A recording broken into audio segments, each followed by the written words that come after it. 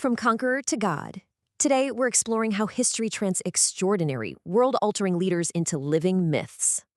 So, how does a man literally become a god? Well, ancient societies answered that quite differently than us. Today, you're either a regular person or divine, no in between.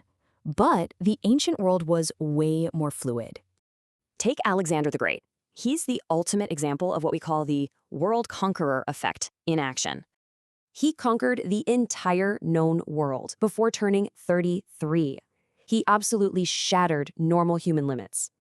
By moving at impossible speeds and adopting Eastern kingship models, people totally believed he had divine favor. Then there's Julius Caesar. He shows us a totally different path to becoming a divine ancestor, through death. After his rapid conquests and dramatic assassination, a literal comet appeared. Boom! He was formally deified. His successor, Augustus, then cleverly used the title Son of the Deified One to legitimize the Roman Empire. Now, here's the crazy part. What if we apply these exact historical models to the Norse god Odin? Let's just temporarily assume Odin actually started out as a real flesh-and-blood warlord who founded a dynasty.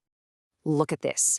Odin's mythic traits align absolutely perfectly with the harsh realities of ancient group survival. Sure, Thor is physically stronger, but Odin wins through costly wisdom, sacrifice, and unmatched narrative power.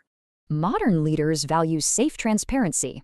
Ancient secret leaders, they thrived on terrifying victory, magic, and sacrifice. So, bringing it together, Alexander, Caesar, and Odin all share 6 incredibly specific traits of divinity. First, overwhelming conquest and victory.